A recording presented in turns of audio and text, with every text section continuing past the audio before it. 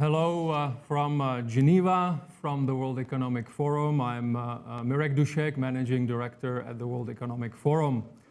It's really good to have you all for this final session of the Strategic Intelligence Outlook meetings that we've been running here at the World Economic Forum online and in person over the past 2 days, looking at major trends in technology, industry, climate, and other areas that are going to be shaping the year ahead, shaping 2025. And it is something of a tradition for us as well. Those of you who are following what the World Economic Forum is doing, you know that this is the time of the year we would have the Strategic Intelligence Outlook meetings. So this is the culmination of the two-day program, and we are going to be focusing on geopolitics, geopolitical trends. And I will introduce it a little more in just a while, but allow me first to introduce the contributors to the discussion that are with us on the line. So a warm welcome to Suzanne Maloney, Vice President and Director for Foreign Policy Programs at the Brookings Institution. A warm welcome to you, Suzanne. Thanks so much. Great to have you. Jason Bordoff, Director at the Center on Global Energy Policy at the Columbia University. Great to have you, Jason. Good to see you again, Mirek. Thank you. And Keyu, Professor Keyu, Professor of Economics at the London School of Economics. A warm welcome to you as well. Great to be with you. Thank you. Great to have you. And I would also like to welcome, as I said, we have a live audience here. So these are leaders that are within our strategic intelligence community. So also thank you for being here in the studio now for the session and over the 2 days here for the meetings overall. So before we go into the dialogue, so I've personally been working on geopolitical issues here at the forum, and you feel that your work is even more important now because a lot more people are paying attention, particularly if you look at the business landscape. You talk to business executives, particularly in Europe and North America. There is this wake-up call to geopolitics. Geopolitics is more material to business decisions, and obviously this is in response to the developments that we are seeing in the international system. We, of course, also are clearly in a more contested, more competitive geopolitical environment. So we'll talk about the US-China relationship, Europe-China relationship. We are, of course, seeing that, unfortunately, we have an increase in the number of conflicts and displaced persons around the world. But also the overall architecture of international relations, if you will, is changing. Different regional groupings and other groupings are emerging and are becoming, if you will, more significant in the international system. So there is this consensus now that we live in a geopolitically and geoeconomically multipolar world. So it is, I think, a reality now. At least there is strong consensus on that.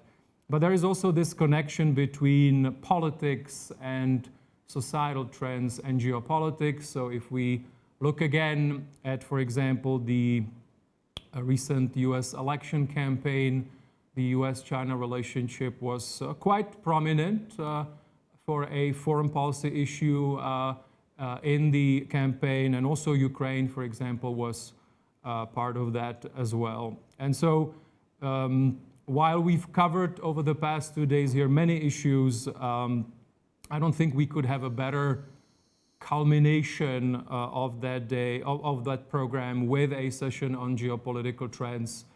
It is really top of mind for many. And it will also be top of mind and on the agenda for the annual meeting in Davos that we will have at the end of January next year. So this is just in terms of why I am excited that I can have this session with all of you, and why I'm also excited to have all of you contributors with us for this. What we would like to do and what we normally try to do is to look a little bit under the hood.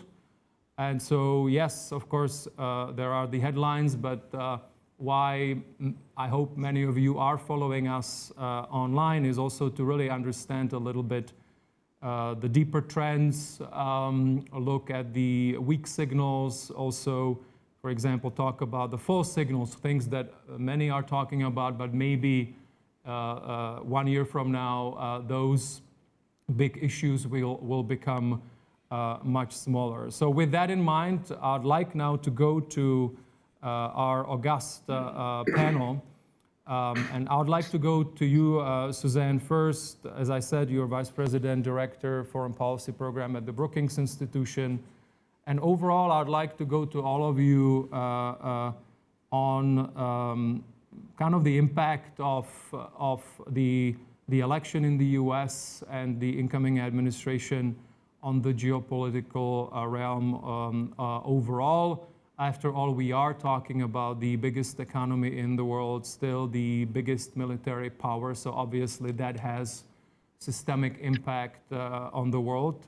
And so hopefully we can delve a little deeper into that. So Suzanne, if I could go to you first on the broad strokes, I think there is a number of issues we could look at, but first, you are seeing, and a lot of observers are paying attention to who is being nominated to what posts, what roles. Some would look at, okay, there are the traditional officials or people that could be part of the traditional foreign policy consensus, if you will, and then those that are not. But regardless of personalities, maybe if we could start just looking at what do you think could be the foreign policy doctrine of the incoming administration, and if a full-fledged doctrine is hard to articulate, what would be the main characteristics or features, if you will? Over to you, Suzanne. Thanks so much, Mirek. I'm really glad to be here today and to engage with all of you around these important issues that are a really difficult, interesting time for America and the world. I think, we can gauge some sense of what Trump's foreign policy doctrine might look like from his first term. But I also think it's important to note that this is likely to be a very different Trump administration than we saw the first time around. First and foremost, the president-elect himself and those around him are far more prepared. They have both the experience of their 4 years in office, but they also came in, I think, coming in with the advantage of having anticipated, in fact, that they would win, which was not, of course, the case in 2016. It was very much a surprise. There was almost no transition apparatus established at all. And this time, I think what we've seen play out over the course of the past couple of weeks is a clear demonstration of a president who sees himself very much in charge, who knows what he wants to accomplish and feels very much unconstrained by the expectations either of the Washington establishment or the international community, and is going to pursue exactly the type of policy that he prefers to do. So, I think in that sense, it will be a highly personalistic foreign policy. It may continue, as we saw during the first term, to be somewhat unpredictable, somewhat chaotic. And I think, as you note, some of his selections have suggested that there's something of a bifurcation, that there are some traditionalists like Senator Rubio, who's the nominee for the State Department, or Representative Mike Waltz, who'll be his national security advisor. But there are some very much outside the box picks, like the future potential Secretary of Defense, He's a Fox News personality with assault allegations in his background, who's never managed a bureaucracy anything like what the Pentagon will confront him with. And so I think there will be that factor of difficulty in terms of predicting how this will play out, how this team is going to work together. But I think we know what the president-elect cares most about. It will be highly transactional in terms of his approach with individual leaders. And he will be looking to, as he's campaigned, put America first and to see what it is that he can achieve in terms of his own definition of what American interests are. Thank you so much, Suzanne. If I could just follow up with a few things. So we are, I'm here in Europe.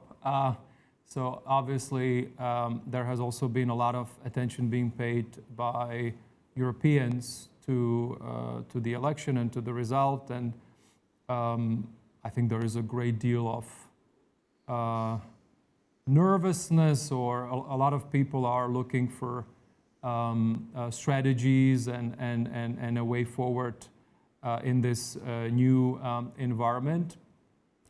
Could you maybe give us a sense from your vantage point, if you can? Obviously, a lot of it is still maybe just large contours, but help us understand what this could do to NATO, and also, obviously, for the Europeans, Ukraine is very important. What do you expect, or what are you hearing among your colleagues are the likely scenarios for Ukraine from the incoming administration? I think what we're hearing and discussing here in Washington are multiple areas of serious concern for many about the transatlantic relationship. First and foremost, about Ukraine and the president-elect's vision of what a future negotiated settlement might look like. I think everyone anticipated that with the next administration that we moved into 2025, it's hardly surprising that negotiations might be on the agenda, but what the president-elect might insist upon or what he might be satisfied with is probably quite different than what many in Europe would consider viable, and what might in fact be a stable outcome. I think that's the real concern, that President-elect Trump doesn't really understand that simply imposing some kind of a settlement isn't necessarily going to satisfy the Russians either in terms of what they then do in the aftermath. And so, how stable any outcome in Ukraine is going to be a real concern. I think the other issue that looms large is the future of NATO. We know that President-elect Trump and those around him have very dismal views of the importance and investment in alliances and partnerships that has been such a central feature of the transatlantic relationship, and very much, I think, sort of the defining characteristics of the post-war liberal international order. And we've seen this play out, in tremendous ways over the course of the past 4 years under President Biden. That will look very different. But I would add two, perhaps, factors that are worth considering. One is that in all the conversations that I've had with European envoys and visitors here in Washington over the course of the past 2 weeks and in the run-up to the election, is there is a sense that there is, in fact, a great deal more preparation on the part of European leaders and states. They know what they're in for, and they actually are thinking creatively about how to parry some of the things that may concern them in terms of how the Trump administration might approach some of the key interests. And one of those is, of course, the expectation that he is going to be imposing tariffs, not just on China, but also potentially on European partners as well. And I think there are some who see an opening there because they recognize that if there are going to be difficult relationships in other parts of the world, that Europe may become more important as a result. I think they also look back on some of the experiences of various leaders, whether it was Japanese Prime Minister Abe or French leader Macron, in terms of, really opportunistically figuring out how to play President Trump. And so, I will look to see who has been practicing their golf and who is thinking about how they can use charm and flattery to, in fact, blunt perhaps some of the more problematic aspects of the next administration here in Washington.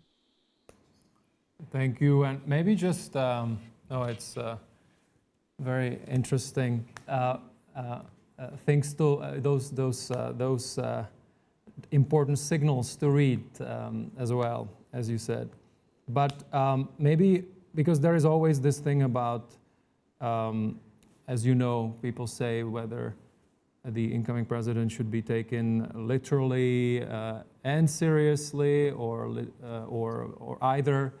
But overall, has there been now anything since then the election, anything that has surprised you? Where obviously the big picture, yes, there is going to be some pressure around NATO. There is going to be certain uncertainty overall with the European relationship, and as you outline, Ukraine. But in terms of to what extent, for example, these things should be taken literally, any movements that you've already seen where maybe the radical scenarios that were there a few days ago or a few weeks ago are no longer as radical as people thought? Or is it too early to know? I think it's probably too early to feel any abiding sense of reassurance. I do think that what we've seen over the course of the past 2 weeks in terms of the names that have been released and in terms of the way that the incoming administration has unrolled its selections and some of its general policy approaches, I think we really do see an emphasis on economic relationships. That's not entirely surprising. But I think that, the fact that is that this incoming administration will be looking to see how, in fact, they can deliver on what they've promised to the American people, which is to address some of the quality of life issues, inflation, and other things. And so I think there, too, is an opportunity for partners around the world to think creatively about how to leverage this new administration here in Washington.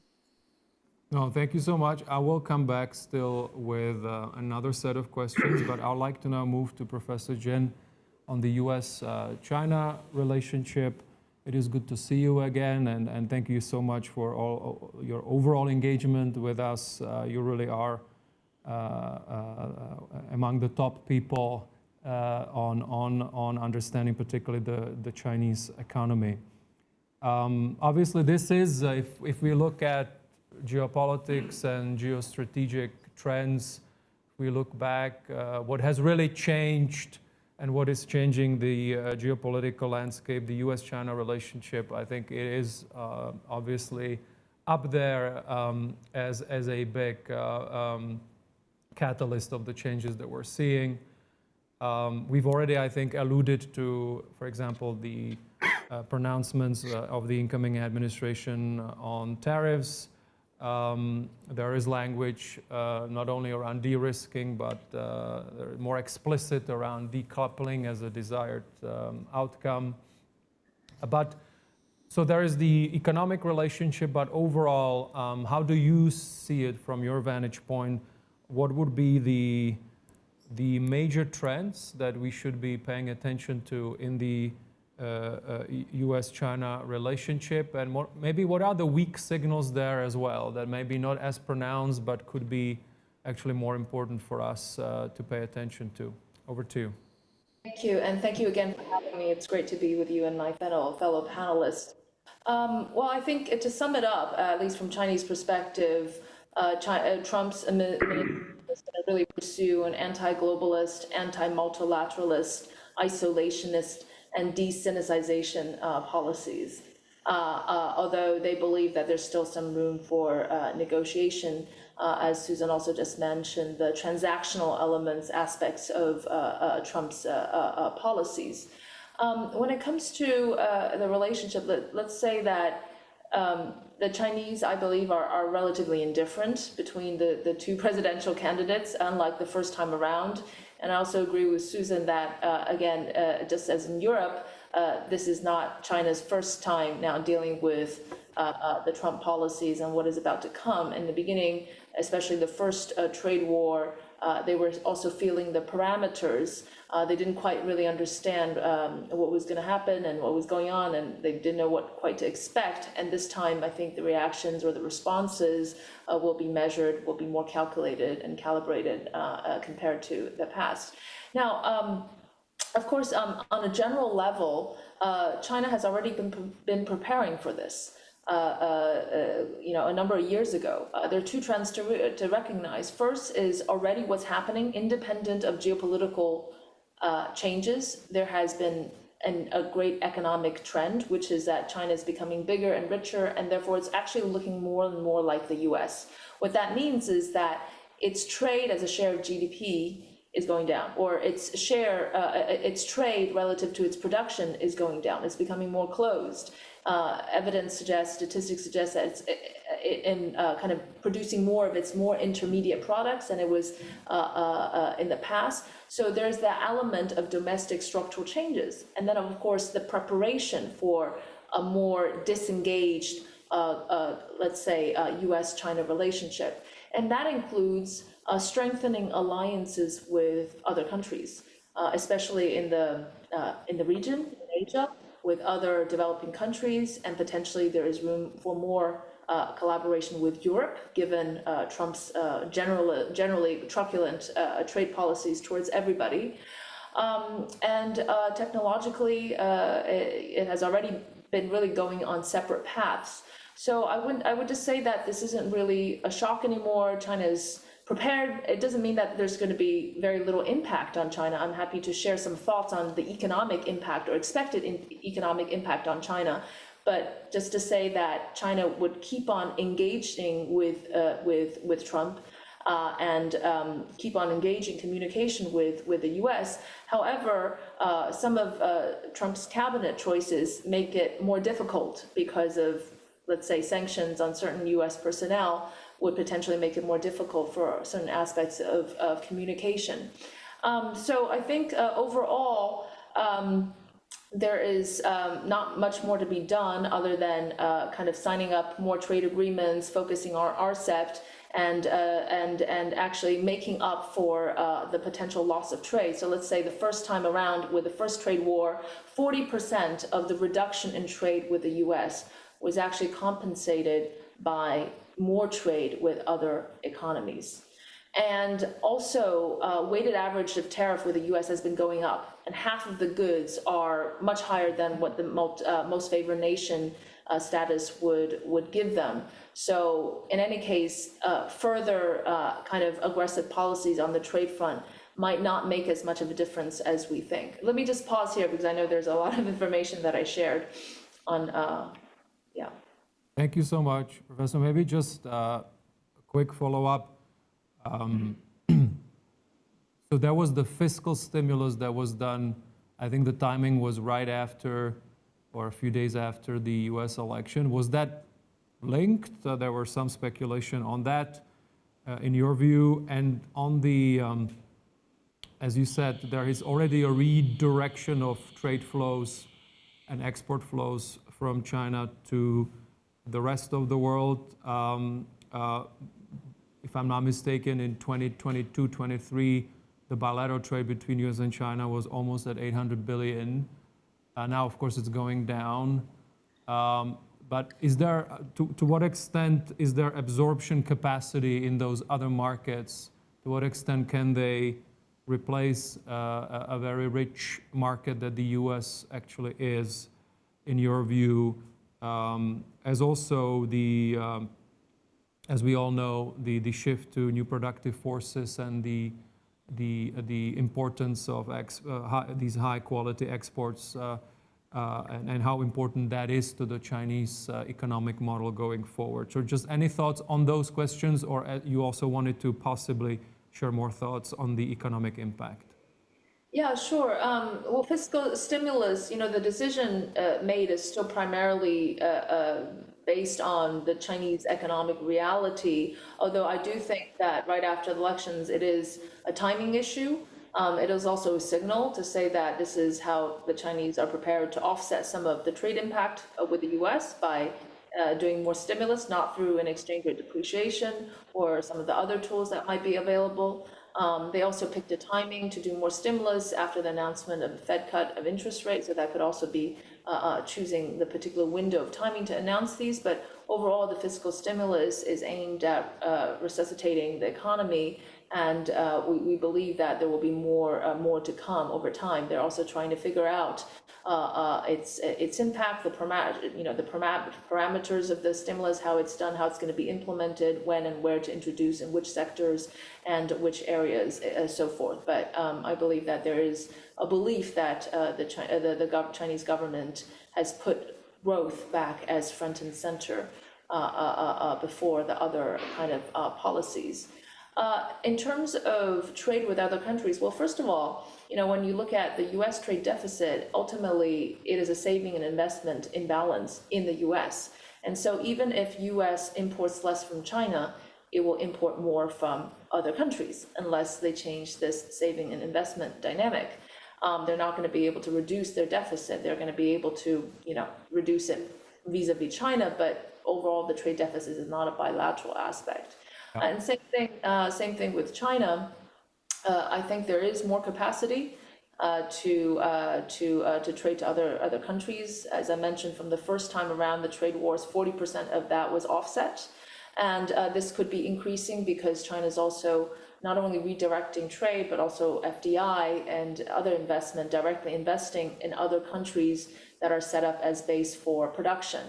You also mentioned new productive forces. I think China, and I'm sure we'll get to discuss some of that vis-a-vis Europe. China's very interested in building factories in Europe. This tends to make sense when you have a lot of exports to be closer to the home country, and obviously there will be a lot of collaborative and complementary aspects to working with the European economy. And the new productive forces, let's just say that, yes, it is absolutely the Chinese government's focus, high-tech, kind of the renewables, EVs, emerging strategic sectors, if you will. That is an absolute whole-of-a-nation project and national strategic priority. But in terms of size, they're still small in comparison to other big aspects of the economy, like real estate. So it's very hard to make up for whatever the real estate impact on the economy is with new productive forces. Same thing with exports. Something like less than 10% of, maybe around 5% of the total manufacturing Chinese exports is accounted for by these new productive forces. And even less of it is going to the US. Most of this exports is already going to Europe. And so really China's focus really on the trading relationship should be Europe.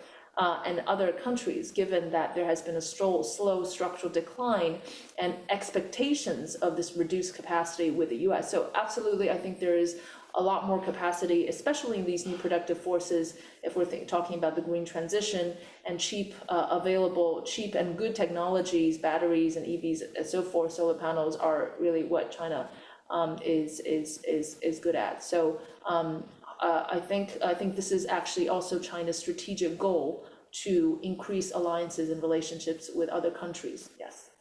Thank you so much. Now going to Jason,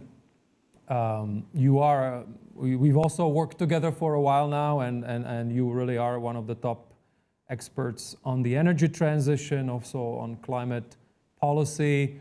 And so again, staying still with the effects and the impact of the incoming administration. We've already seen pronouncements around the energy transition and also around possibly rolling back pieces of legislations, including IRA. So what do you think this milestone and the coming 4 years will mean for the energy transition, maybe both in the US and in the world? I'm particularly interested in also first unpacking what is gonna, you think, remain from the IRA. There are all kinds of theories, for example, around critical minerals and the processing of those, as opposed to maybe some of the downstream projects that have been financed by IRA so far. So if I could, even though we are talking about the geopolitical effects, but if you wouldn't mind addressing both in the US and in the world. Yeah, thanks, Mirek, for the invitation to be here and all the work we've done together over many years. So I'll say a quick word about what I think a lot of people are talking about and focused on, and then maybe a word about what we should be focused on when we think about the impact of the US election on energy and climate change.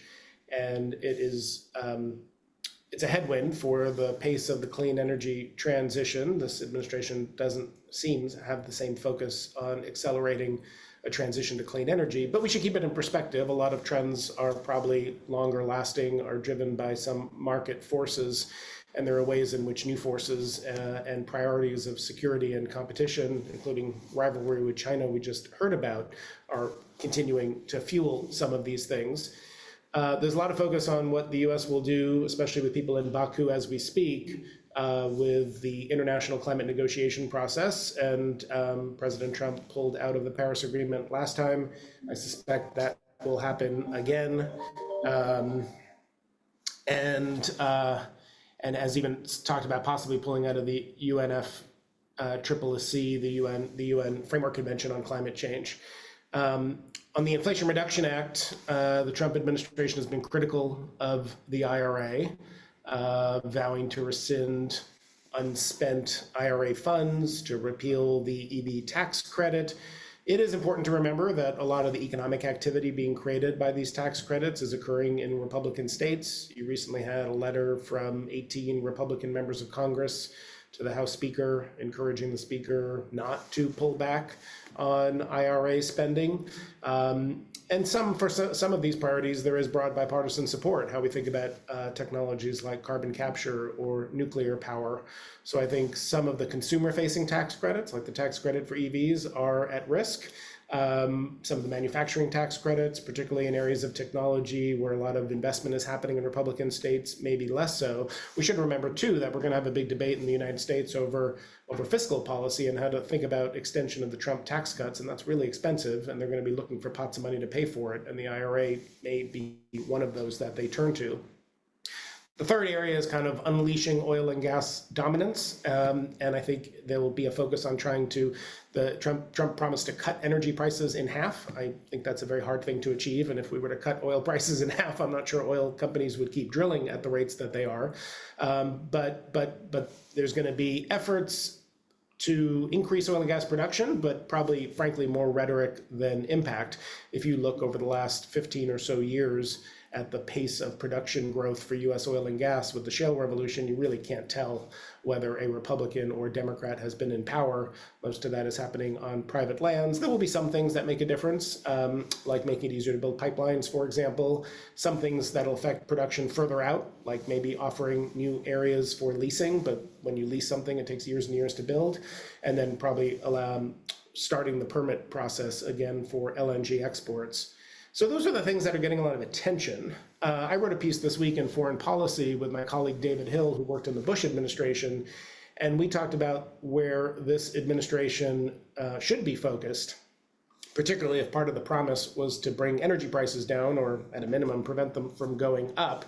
And if you look at the current oil outlook, I think there's less reason for concern there than there is for concern about where electricity and power prices are headed. This is sort of a new thing we really, frankly, haven't had to think about for a long time. Electricity demand has been roughly flat for the last 20 years. The new World Energy Outlook from our friend Fatih Birol at the IEA says we're moving from the age of oil to the age of electricity. And we're going to be using oil for a long time, don't get me wrong, but we're going to be we were already electrifying a lot of things like cars and heat as part of the energy transition. And of course, now we have this dramatic new force energy sector in lots of ways we can talk about, which is artificial intelligence and how much power that takes. So if you look at the outlook for energy prices in the US, if I were the Trump administration, I'd be more concerned about where electricity prices are going than where gasoline and oil prices are going. And that is going to require a lot of focus from the federal government as well as state and local governments, because it's really hard to build infrastructure. We need to build more transmission lines. There's a permitting reform effort in Congress now that hopefully will move forward to make it easier to build infrastructure. We should be reforming how our utilities operate. And then we need to we need to have a focus which is related to climate change efforts too, not just for renewable energy, which we need, but also to think about sources of zero carbon electricity that run 24/7, and nuclear is, getting a renewed push. You saw the 3 Mile Island nuclear plant in the US say it was going to reopen with Microsoft and Constellation as just one example of that. So how do we really shorten the time frame to new nuclear and think about rebuilding our nuclear sector in the US? That's going to get a lot of attention. I think the other thing that's going to impact energy and climate more than people realize and are talking about is the trade and tariff policy of this administration. You want clean energy to be as cheap as possible in order to deploy it as fast as possible. But on both sides of the aisle now, there's a concern about the dominant role China plays in a lot of these supply chains. And you're seeing us use tools like Section 301 national security tariffs to address that. And that's a challenge. I think it is probably a good thing to think about diversification of supply chains globally, but I think it's also important not to lose sight of the fact that if every country, for security or reasons of politics and jobs at home, tries to make everything at home, it is going to slow down the transition, make things more expensive at a time when we need more economic partnerships internationally. When people talk about friendshoring, we need to take a pretty expansive view of that and be working really closely with lots of allies in Latin America and Southeast Asia and elsewhere to build these supply chains for clean energy. And then the last thing is foreign policy, and Suzanne has forgotten more than I'll ever know about things like Iran sanctions and whether 1 million barrels come off the market there again, and what normalization with Saudi might do to bring more oil supply to the market. But those foreign policy issues will also affect energy markets. And those are things, I think, electricity, trade, and foreign policy that probably should be getting more attention than some things everyone's talking about, like Paris and the IRA, which are important to be sure. Thank you. I'll still come back to you, but just to go to Suzanne, back to Suzanne, and maybe in this round we can do shorter reactions, but still a lot to cover. Suzanne, you've also covered a lot throughout your career, the Middle East, and you're renowned for that. So it's really great to have you because help us understand maybe two things in the Middle East. What do you think is going to happen to the relationship with Iran or the approach to Iran, and also to the Israeli-Palestinian conflict? On both counts, there have already been pronouncements. We also know, again, what the first Trump administration did on those two fronts. Help us understand what will be the continuity, what could be different this time around. Thanks, Marek. I think, the two issues that you brought up in the Middle East are inherently interconnected today. So the answer is, to some extent, simply one answer, which is to say that the president-elect has a number of internal contradictions in the way that he sees the world and the types of policies that he's articulated. I think you heard both of the fellow panelists here speak to some of those in their remarks. I think in the Middle East, he is looking to draw down the war in Gaza, which of course has now encompassed a war underway in Lebanon as well as the interaction of a number of other parties around the region. That's really consistent with his longstanding disinclination to have the United States engaged in what he sees as costly, wasteful, and destabilizing conflicts around the world. He campaigned the first time around on the wasteful nature of $7 trillion that he alleged the United States had spent in Iraq. And so it's not at all surprising that he would, in fact, be looking to try to draw down not just in Ukraine, but also to persuade the Israelis to draw down their campaign. But at the same time, of course, he wants to escalate pressure on Iran. And there are some contradictions there, because what we know from the first Trump administration is that when Iran finds itself under pressure, particularly economic pressure, the maximum pressure sanctions that Trump imposed in 2018, it eventually began to ratchet up its own version of pressure, which involved strikes on some of its neighbors against tanker traffic in the Gulf, and in some ways, in very very potentially destabilizing ways on oil infrastructure from in Saudi Arabia and elsewhere. And I think that that's something that the administration is going to have a difficulty navigating, how to ratchet up pressure on Iran without necessarily resulting in some kind of a new round of instability and conflict, which could, of course, have economic implications. How to manage the relationship with Israel, which, of course, is going to be very close, but in a way that could actually detract from what we've seen of the expansion of the Abraham Accords, one of the really important and lasting contributions of the first Trump administration. We've seen a lot of cooperation and interest from Saudi Arabia in terms of full-scale normalization and broader regional integration. But in fact, if President-elect Trump and his administration really give the Israelis and Prime Minister Netanyahu a lot of running room, whether it's on the potential annexation of the West Bank or other types of provocative actions that we saw during the first Trump term, that would in fact make it more difficult to go forward with normalization, because the Saudis have been very clear that they want to see some sort of a pathway to statehood for the Palestinians, and they will need that for their own domestic audiences. And so, this may be a more difficult part of the world for President Trump to navigate effectively and to get the kinds of outcomes that he hopes to achieve.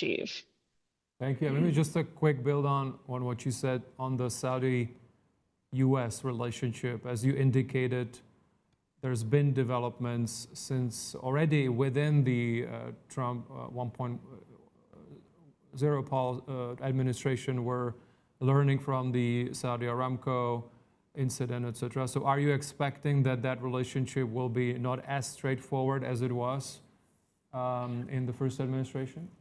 I think it actually will be a little bit more complicated because, of course, the Saudis have also embarked on this rapprochement with Iran, which I think reflects their recognition that their own long-term interests in moving beyond an oil-based economy and navigating successfully the energy transition really require a sense of calm in the region. And they found that, in fact, by trying to co-opt Tehran rather than trying to confront Tehran, that might be a more successful strategy for their own long-term interests. And so, there's going to be a disinclination, I think, from Riyadh to see the same repeat of the Trump administration's approach of maximum pressure on Iran. And I think there is this sort of set of complications for the Saudis about, to what extent Trump really gives the Israelis a wide berth and enables them to go about some really radical changes in terms of the relationship with the Palestinians. So this is going to be more complicated than perhaps the Trump administration anticipates. No, thank you. Shifting to Professor Jin, and also just a shorter reaction in this round. You mentioned earlier the China-Europe relationship, and a lot is happening. We are all tracking it. Now the latest is obviously, as you said, that there is now talk of co-investments in production plants in Europe, talk of how the transfer of intellectual property is done, etc. So it's a really very dynamic environment, but it is not without complexities and without dilemmas also for the Europeans. Help us just understand, where do you think the China-Europe relationship, economic relationship is headed? What would be the key trends we should be looking out for on that front? Thank you, and especially given the let's say, more disengagement, especially on the trade front with US and China. China would want to focus on Europe. On the sectors that you have mentioned, the new productive forces, renewables, EV, etc., I think there's a lot of scope for collaboration. First of all, to be on track with the green transition. This is very important. And second, Europe is very important for market access to these Chinese companies. I think the Chinese position is if there were to be discussions about intellectual property transfers, it should be made at the private sector level, it should be made at the company level, it should be a mutually agreed upon a thing rather than a state requirement. And it is somewhat ironic that, only a few years ago, people were still on and on about Chinese companies requiring intellectual property technology transfer in return for market access. So now the table has flipped around and it's the other way around, but I think Chinese companies also understand that. They do want the market access to Europe, and I think there are a lot of scope for collaboration given their already ongoing investments into Europe, Spain, Poland, and many others to help set up JVs for EVs and so forth, and for mutual investment. So I think that so far we shouldn't overly interpret these what is about to come, because nothing is set. And also the intellectual properties, I believe, are required for companies that want to qualify for R&D subsidies. This is also normal policy. It's not that surprising. It has been in the case in the past. But this is not going to throw off Chinese companies because, as I mentioned, given the domestic capacity issues in China, given the fierce Chinese competitions, there's really not much choice but for Chinese companies to go abroad. And so this is still an opportunity for them, I'd say. Thank you. And before I go to Jason for in that last round, I also wanted to give you a heads up. If you in the audience here want to ask a question or have a comment, I'll open the floor right after Jason. And I think there'll be mics or opportunities to have your voice heard. Jason, on technology, you mentioned it a little bit. Two questions. One, so because you are, again, tracking very closely where we are with climate diplomacy and overall on the net zero, and you mentioned technology and trade barriers, etc. So how concerned are you? Obviously, everyone knows that this is part of the story, that we have been and we have available affordable, particularly Chinese technology on solar and wind. That is of course contributing also to our joint efforts around addressing the climate change. And as you said, now we are moving into a more fragmented environment with all kinds of pronouncements around tariffs. How worried are you? What is it a big thing? Is it going to set us really back in our efforts, or in the big scheme of things, maybe these things are not as big of a deal as some might make it? An open question. And then second one is around the role of new technologies in helping us get to where we need to on the with net zero. You mentioned, of course, that we have now a reopening of some old nuclear plants. Then there is this whole momentum around small modular reactors. There is now a lot of divided opinions, if you will, around hydrogen.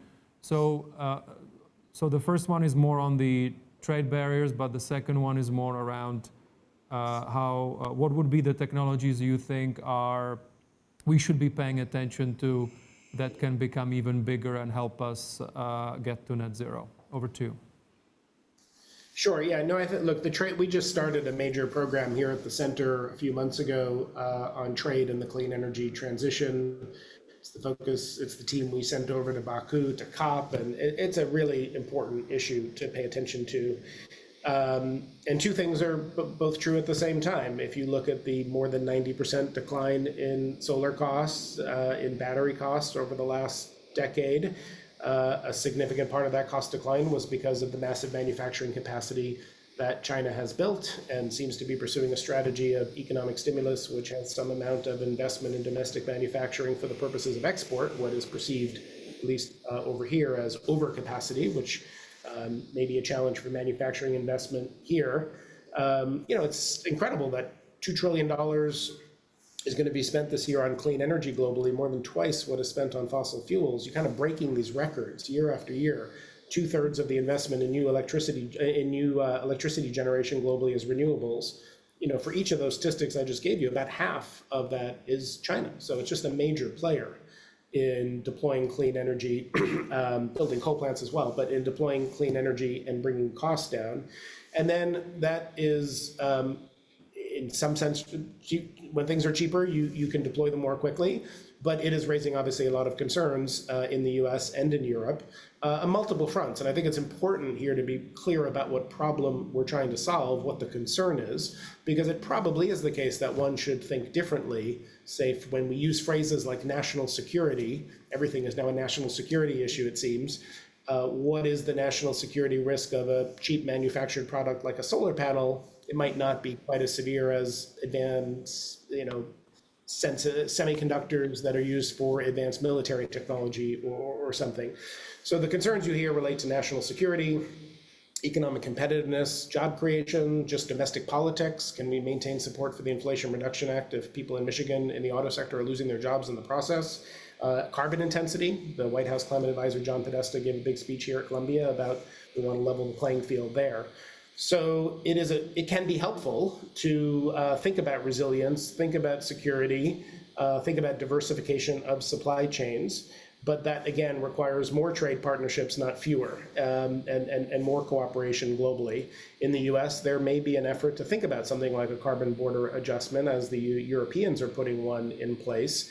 And so we got to think about how do you coordinate that when Europe has a price on carbon and the US doesn't, in order to make sure that we're using the new sense of urgency that comes not just from decarbonization, which I wish more people shared, but also from concerns about competitiveness, about security of supply chains, about resilience. That competition, those forces of competition now, whether it's in the US or in China, are major drivers of investment in clean energy. And if we harness those right, while not losing support for the globally integrated economy at the same time, that can actually be helpful to accelerate efforts in this regard for clean energy technology. And to your question about what those technologies might be, I think it's very hard to imagine getting to our net zero goals without nuclear playing a really important role. We need clean energy that runs 24/7.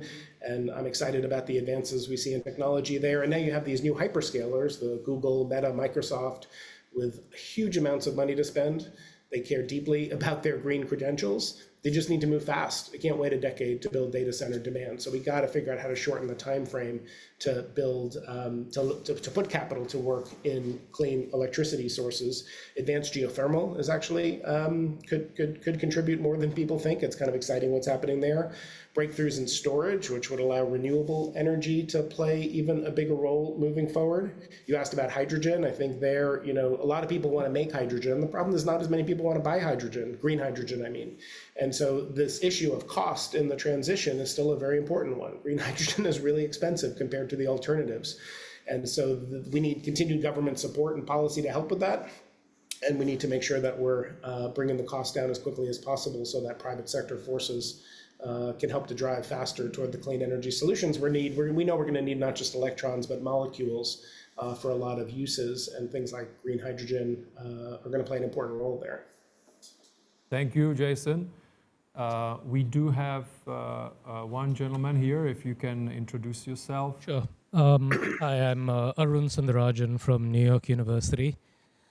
My questions to the entire group, the knee-jerk reaction that people have in the United States to a Trump administration is that it's bad for China because of the trade barriers. That's sort of the general feeling. But as I've been listening, when we were in Dalian over the summer, someone told me that the Chinese press was referring to Trump as nation builder, and so there was a positive outlook there. And you've talked about a closer relationship with Europe. There's certainly a lot of desire in China to get rid of the trade ban with the Netherlands so that they can import more EUV machines from ASML, for example.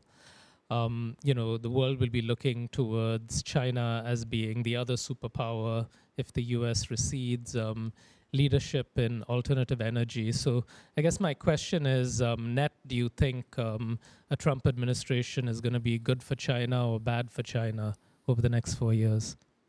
Thank you so much. Anyone has a reaction?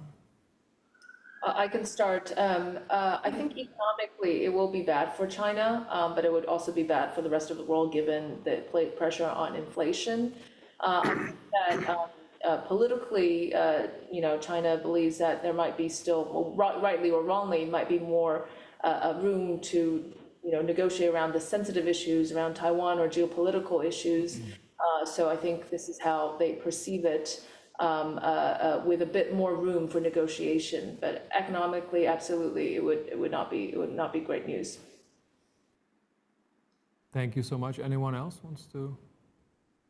I'll jump in very quickly and just say I think, like he has just said, will very much depend on how China plays this opportunity, but there is an opportunity there for them to expand their reach and to rebuild some relationships with countries in their own neighborhood as well as potentially with Europe. And so it really is to what extent the Chinese leadership can be opportunistic and navigate the headwinds, but also take advantage of some of the detritus that the Trump administration may create in terms of U.S. leadership and relationships around the world. Yeah, I'll just make one quick comment about it. I mean, I think we're seeing it play out in Baku in Azerbaijan now in the UN climate meetings. And it is, there are many reasons why I think it would be problematic if Trump pulls out of that process.